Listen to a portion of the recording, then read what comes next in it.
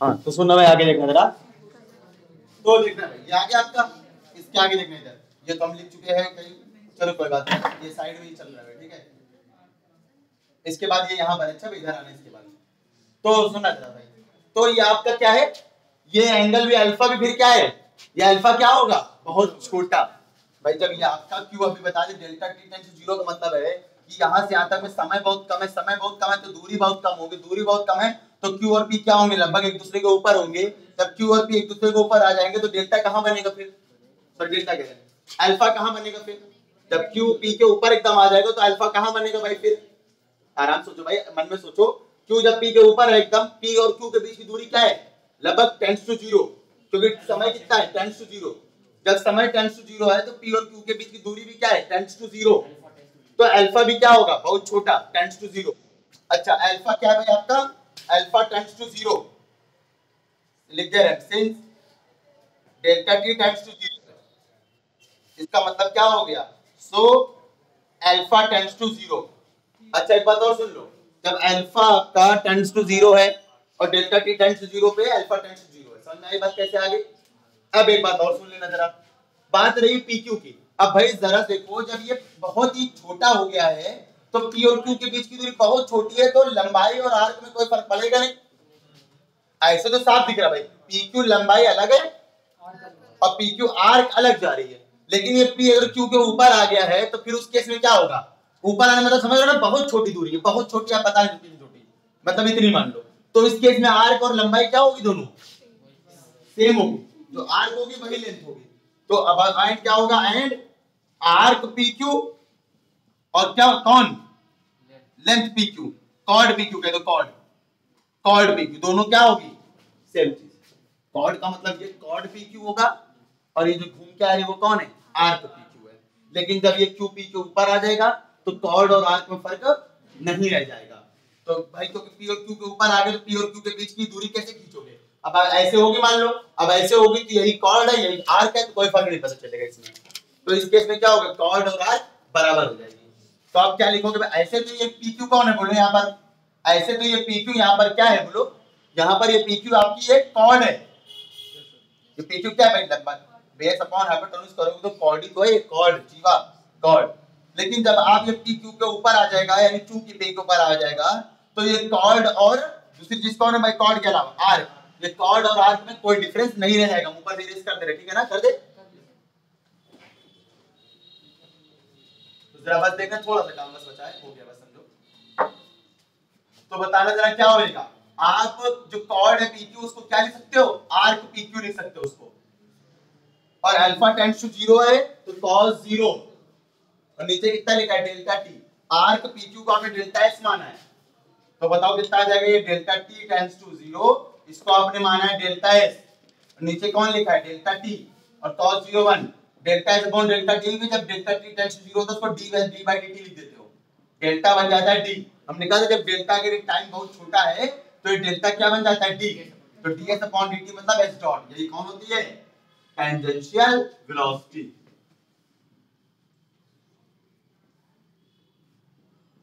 अब आएंगे normal velocity, देख लो बस बहुत सिंपल से काम है नॉर्मल वेलोसिटी।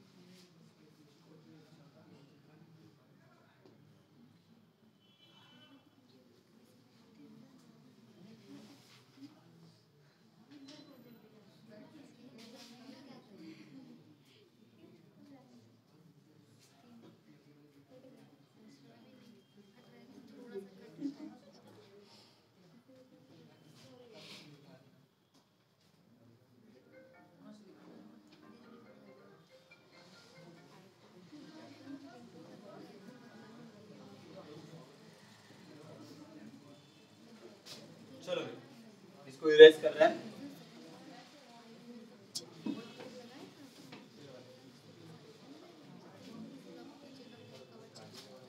ये हो गया भाई। अब क्या लिखोगे, अब आप अब लिखोगे नॉर्मल वेलोसिटी।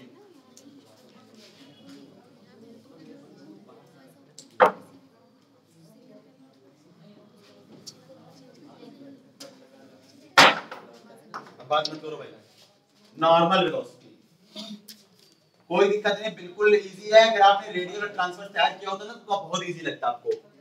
पहली बात कर तैयार करते हुए चलना। देखो नॉर्मल वेलोसिटी क्या होगा भाई, नॉर्मल क्या लाऊं तो ये नॉर्मल हो जाएगा। जब ये टेंजेंट है तो ये इस पे खड़ा परपेंडिकुलर क्या कहलाएगा, नॉर्मल कहलाएगा। तो नॉर्मल का अलोंग वेलोसिटी कितना हो जाएगा देखना जरा सा, वेलोसिटी अलोंग नॉर्मल। तो नॉर्मल वेलोसिटी क्या होगा भाई देखना, नॉर्मल वेलोसिटी हो जाएगी रेट ऑफ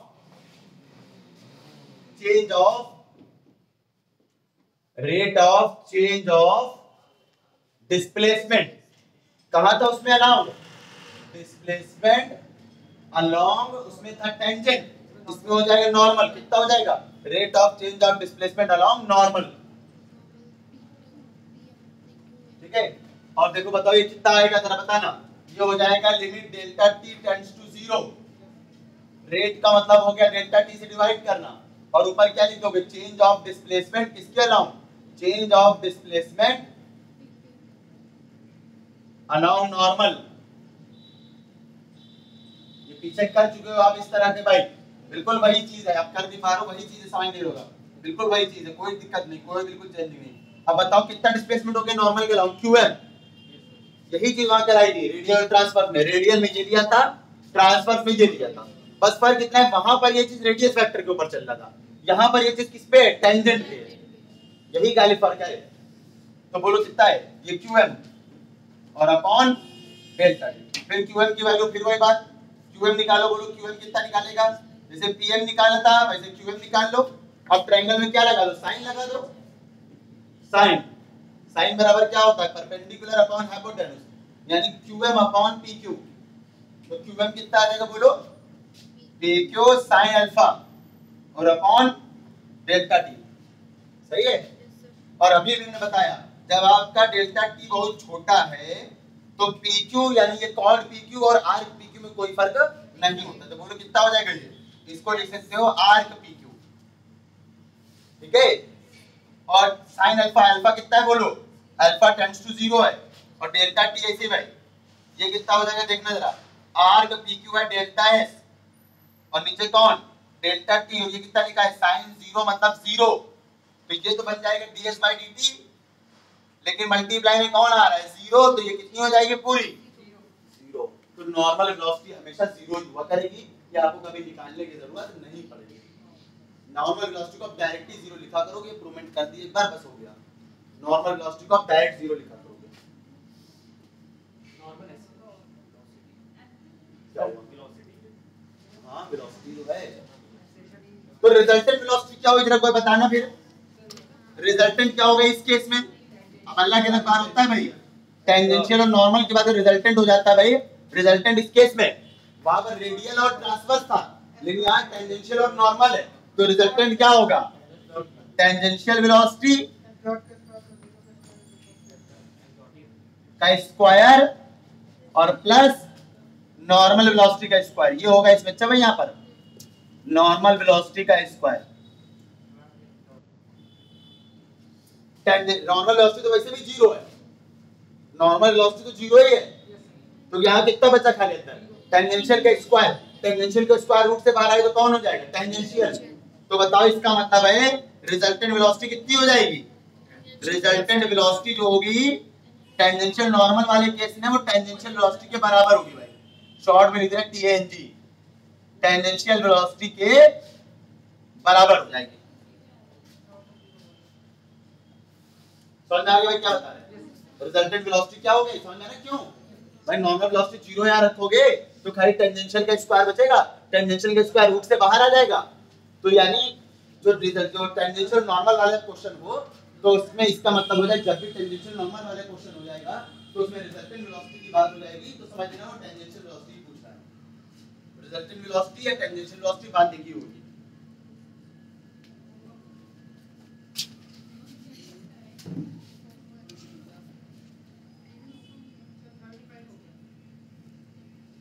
देख रहे हैं अभी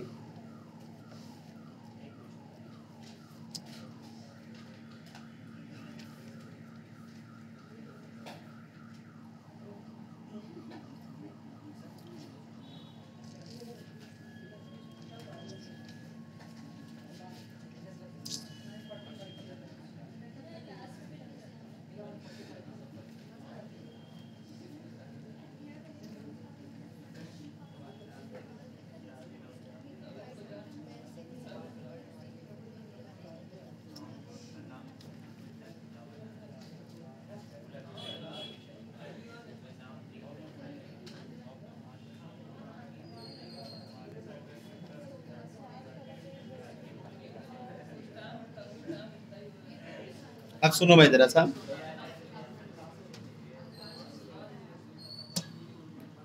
अब है टेंजेंशियल एंड नॉर्मल एक्सेलरेशन। अभी है भाई टाइम, अरे 10:35 ही तो हुआ है अभी तो 50 मिनट क्लास हुई है मुश्किल से।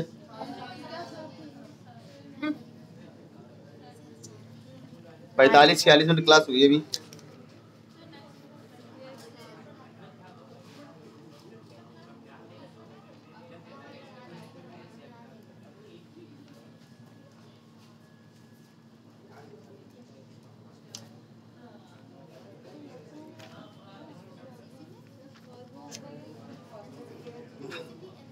चलो अब नेक्स्ट पे ही कराएंगे, क्योंकि इम्प्रूवमेंट करा नहीं पाएंगे, क्योंकि इम्प्रूवमेंट का टाइम नहीं है, क्वेश्चन हो नहीं पाएगा, होमवर्क कोई नहीं है।